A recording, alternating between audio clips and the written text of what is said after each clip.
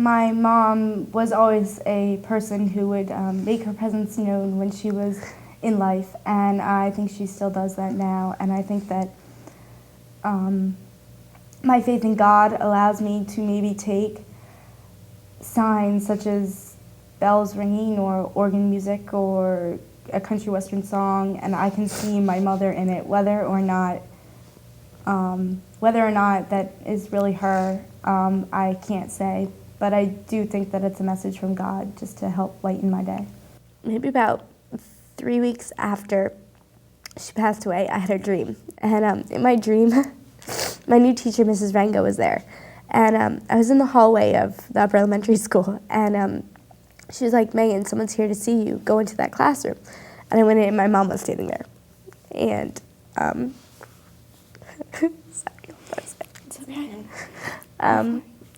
she talked to me, and she said I was going to be okay, and I was going to grow up to be a really, really, really good person, and that I was going to be fine, and that she'd always be there. And then I woke up. But when I heard her say that, and when I swore I could stand up and touch her, I knew it was going to be okay, and I knew she was going to be there for all the things that I was so afraid she was going to miss, like my wedding day, or my senior prom, or my first kid, or whatever. I knew she'd be there no matter what. Psalm 23 states, "The Lord leads us along right paths, even though our reality may be painful." There are not too many painful events in one's life than losing a parent, especially when you're young. The realities of a loss take a long time to accept. We need to give ourselves plenty of time in the process of accepting the reality of loss. Hi everyone, I'm John. And I'm Alicia. Today on Real Faith TV, we are going to be talking about the loss of a parent. You met our spotlight guests, Megan and Elena. They are twin sisters whose mother died from breast cancer when they were in the 5th grade. They will tell us how they are dealing with the loss of their mother, what advice they have to other teens who have lost a parent, and what friends can do to help their friends who have lost a parent. We will talk with our studio guests about this topic. But first, let's go to the teens on the street and find out how their friends dealt with the death of a parent.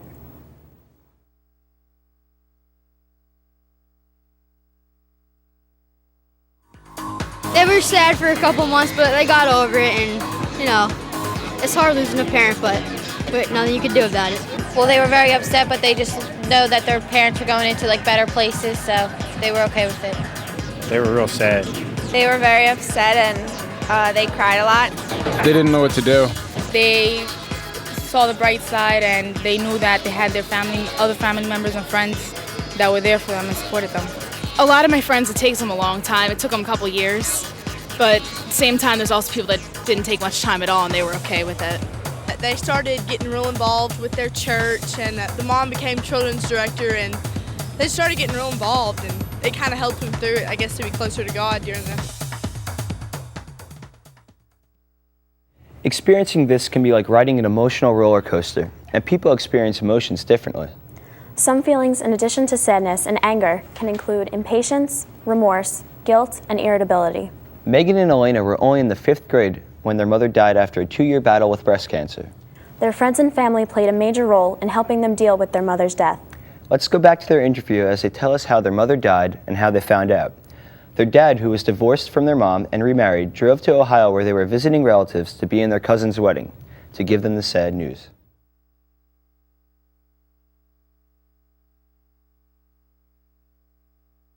Our mom got sick when we were in 3rd grade with breast cancer, and it was a hard time, but then she went into remission when we were in 4th grade. And then at mid-year 4th grade, she got sick again, and then she was diagnosed with a recurrence of breast cancer.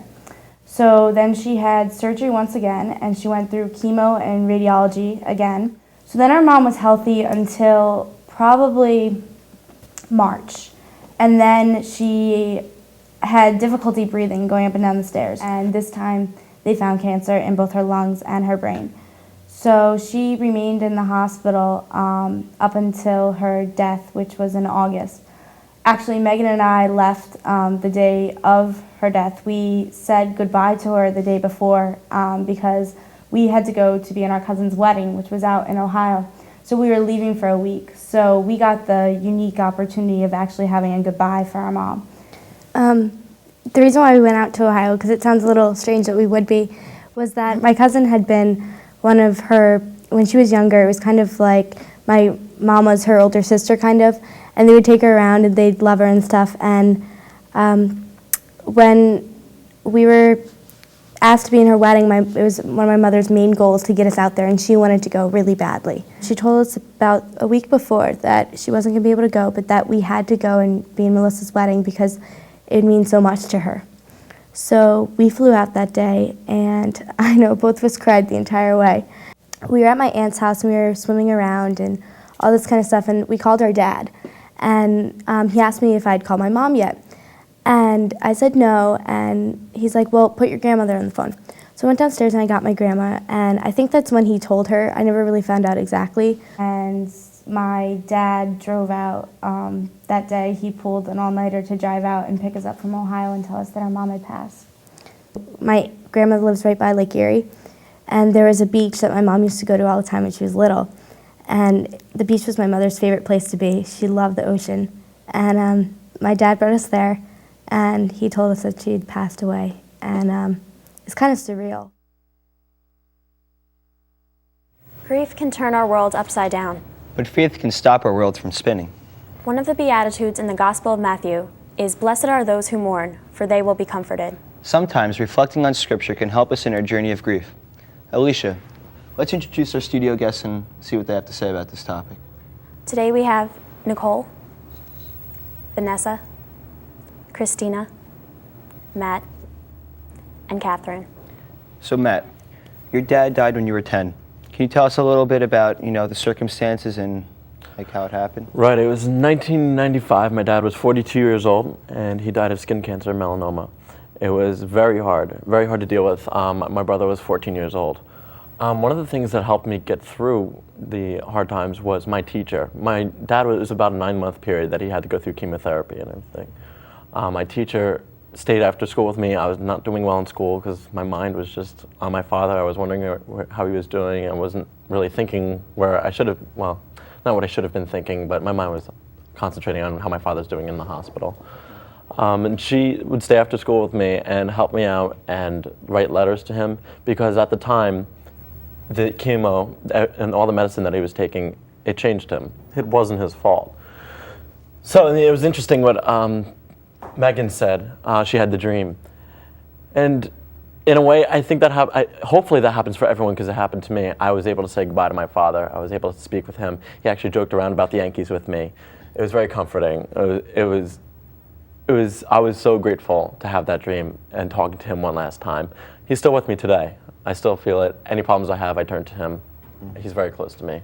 Very appreciative of who I had for 10 years. He's a great man. It's an amazing story. Many people, I've heard many stories like that where, you have dreams about deceased family, parents, friends, whatever. And, it's a good way to say goodbye, especially if you didn't have the chance to. And it's a good way to remember that that person's always going to be there for you for the rest of your life. They might not be standing next to you, but they'll be within you. Every time you need help, you can pray to him and to God or to her, whoever. And, it's comforting to know that there's someone looking out for you up there. And as Alina said, it might not even be as direct as a dream. It might be you just feel their presence or appreciate the times that you had with them when you hear bells or something like that. Just something that reminds you of when they were here. Because it must be one of the most devastating things to happen to someone. Because if you think about it, your parents are the first people that you know, and oftentimes they're the closest people to you.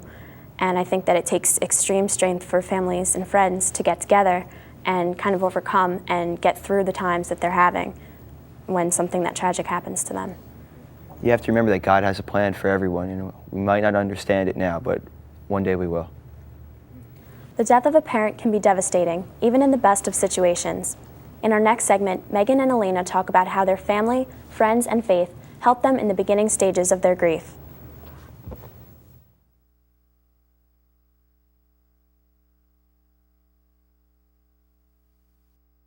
The people who took it the hardest, other than my sister and I, were my grandparents, because my grandmother felt that you should never have your daughter die before you should be put into the ground before your daughter should be. And so she took it very hard. He did not take it very well either, but we all hung in there together. And then after the wedding, which was very, very difficult because my cousin Melissa, my mom was the only aunt that was allowed to call her Missy and things like that. They were very close. It was very difficult for her and my grandfather because my grandfather said my cousin looked like my mom on her wedding day. So it was very difficult, but we came back to New Jersey and we had the funeral here, and we had a lot of people come that I wouldn't have thought would come. We had a lot of teachers actually from the school system come, and we had a guidance counselor who was absolutely amazing, who was named Karen Harder. She was amazing. She was the best with us, and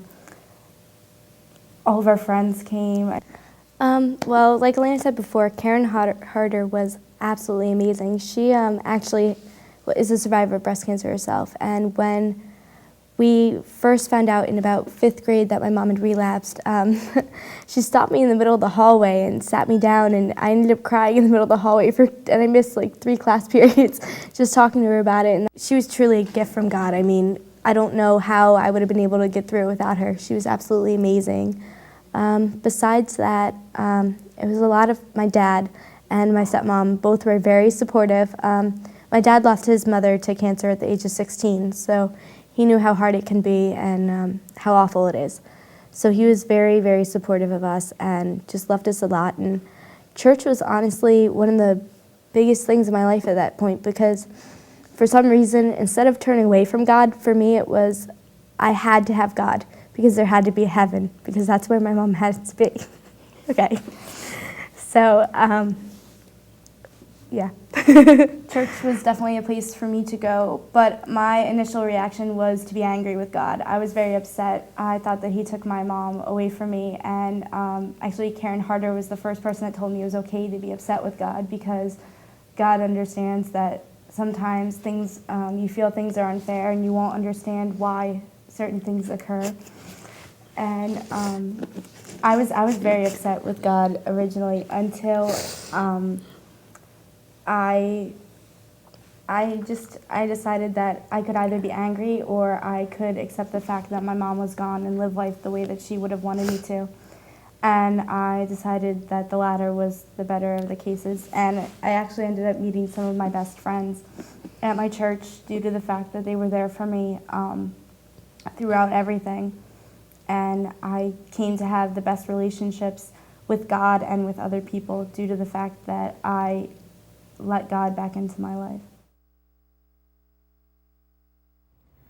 Matt, what was it that helped you the most when you were getting through your father's death? Were your family and friends supportive?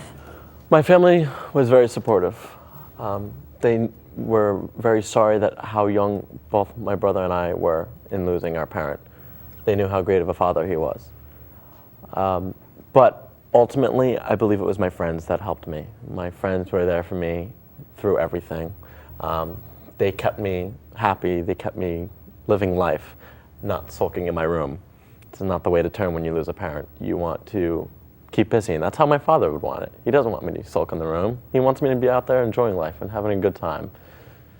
My friends will always be there for you. Friends are a gift that can never be replaced. Mm-hmm. Yeah, you know, family is very important. You know, they're usually the initial ones to support you after a big loss or something, but you know they're always going to be there for you. It's the friends, the people that like you're not related to, you don't expect like them to help you. They're the ones that are there to like support you, and it just makes you feel like good that other people are out there like feeling your pain and yeah, I don't know how to explain it, but you know, like you expect family to be there for you, but it's always nice to have extra people like friends to help you support you and get you through the hard times. Definitely. Yeah. Actually, in my school, for instances like that, with young kids and kids from the high school, they started a grieving group, and it's basically, you know, like it's counseling with. She's like the spiritual director at the school, because I go to Catholic school. Basically, they go there and they get to share with each other like how they feel. So I think it's good that schools offer a program like that because you can relate to what's going on. Not fully like the situation, because every situation is different and everyone deals with things differently, but it's good to have like a support system like that. And I think they all have become friends. Like I'm friends with a lot of people in the group, and I know that they've developed a closer friendship than, you know. Yeah, another thing about friends too that I forgot to mention is that they're your age and they see the world the same way that you do. You know, you have a different perspective on life if you're 18 and your father dies, and you want to talk to your mother who's 40 something or 50 something. But if your 18-year-old friend comes over and he sees the world the same as you do, and he can, you know, understand your pain and help you. And it must be so hard because also, like, I mean, kids in high school, kids in grammar school, anywhere, you're always constantly dealing with other things like school and being preoccupied with, you know, whatever it is. And like he said, it was hard for him in school to get over it. So I think when you have good school systems and good support behind you, that you can always, you know, pull through. I cannot say enough about how prayer can help those who are grieving. In prayer, you can talk to God and tell him how you feel. Tell him you're angry, sad, or confused. He understands it all, and he can bring you comfort. Next, Megan and Elena talk about how prayer helps them through their grief journey.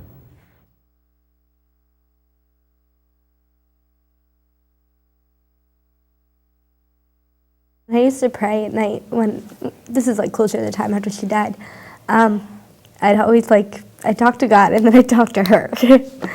And I'd always tell her how my day was, or I'd say I'd tell her the boy I liked. I'd definitely say sometimes I can feel her around in the room, and yeah, those are good times.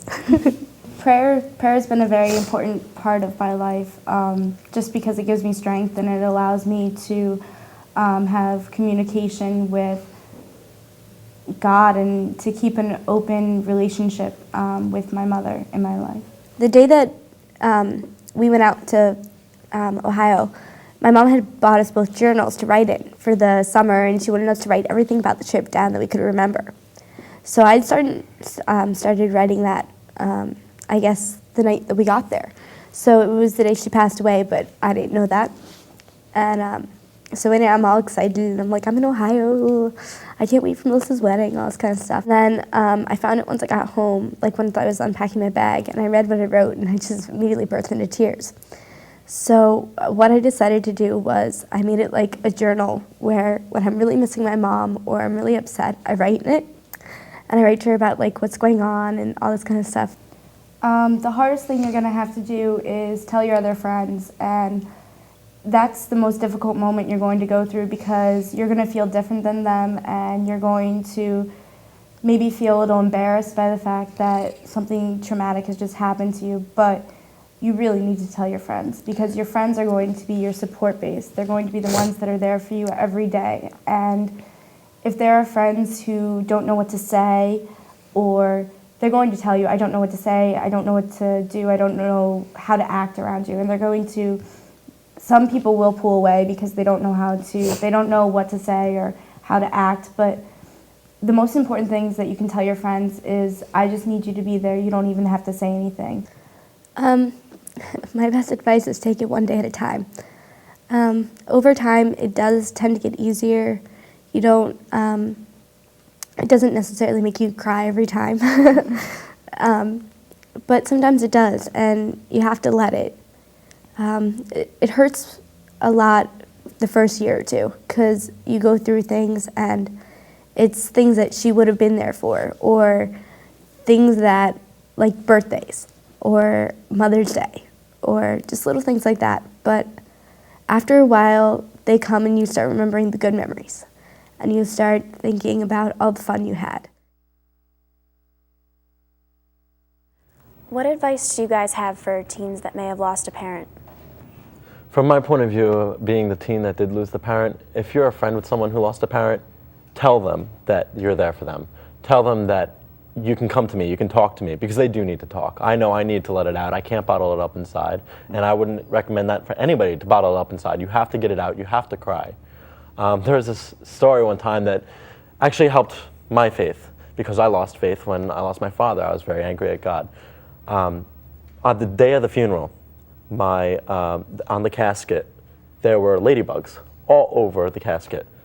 Didn't understand why there were ladybugs all over the casket, but there was a lot of them. My mom and I were driving home. All over our front door were ladybugs, sprawled all over the front door. That was our sign of saying, like, wow, that's my father. That's maybe the symbol that, you know, whenever we see that, we know he's going to be there for us. Just recently, probably about 3 weeks ago, I was sitting in my room, and this happens every once in a while, and I've heard this has happened to other people.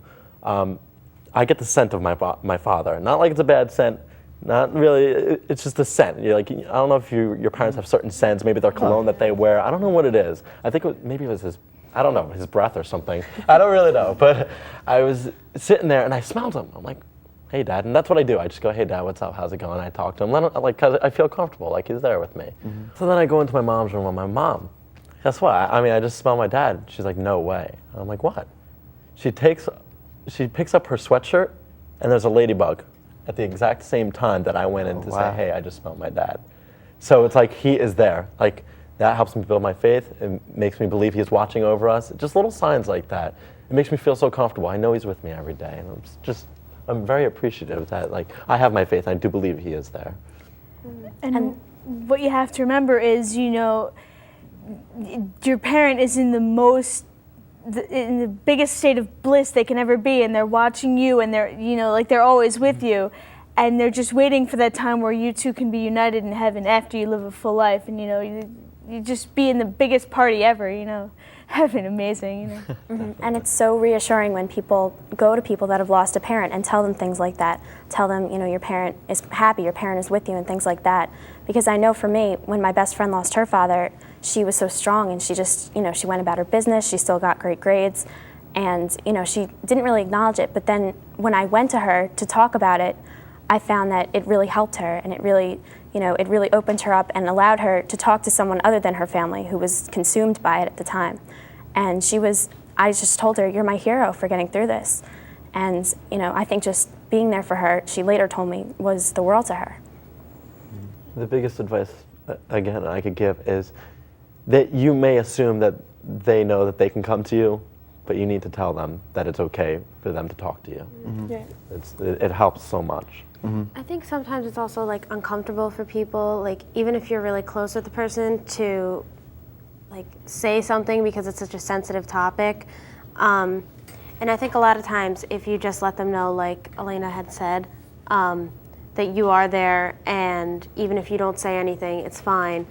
You don't want to like pry into someone's, you know, if they're not ready to talk about it, you shouldn't force anybody to do anything. And you can also let them know, you know, if you want to come to church with me, if you want to, you know, if you want me to drive you somewhere, you know what I mean? Like just let them know that you're there for whatever they need, and let them know that God's there for them and loves them. I know I've had a few friends whose parents have died, mostly their fathers, it seems. And at first, especially with guys, they seem to kind of play it down. Like they go on their life, you know, they try to take their life as like normal, especially when they're like 17, 18, 19 years old, you know. They want to be a tough guy that nothing bothers them, you know. Hey, my dad died. Not a big deal, I can get on with it. But you can see that they're changing. Like, I know this one kid, him and his brother, their father died of cancer, and they were twins. And one of them got very angry, and he got very moody, and he was flipping out at people and yelling at people, and he was always a nice kid before that, so we knew there was something happened because of his dad. And I tried talking to him, and he was like, oh, no, I'm fine, you know, trying to play it down. And then just one day he just broke out, like just broke down. He just couldn't take it anymore, started crying. And, you know, I don't know if I really helped him. I'm sure he felt good that he got it out, but it helped me to know that I have the power to help someone through like a tough time like that.